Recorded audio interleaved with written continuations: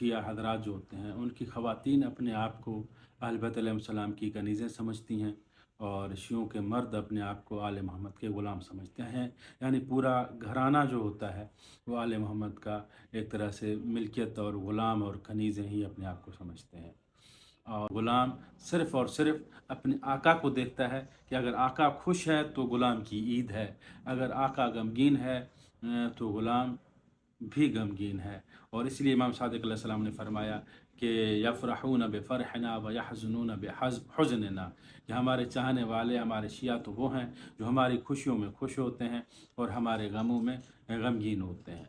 अब आते हैं कि ईद रस्में हैं। रसूलुल्लाह सल्लल्लाहु अलैहि वसल्लम की सुन्नत है ईद नमाज़ पढ़ना या गुस्ल करना, अगर मैसर हो तो नया लिबास पहनना, ये सुन्नत है जो कि शिया ज़रूर ये सुन्नत अंजाम देते हैं अपने इमाम अलैहिस्सलाम की। बाकी खुशी और गम ये इंसान की कैफ़ियत है, और ग़ुलाम अपनी कैफ़ियत को अपने मौला के साथ, अपने आका के साथ मुंसलिक रखता है, और ये उनके दिल का मामला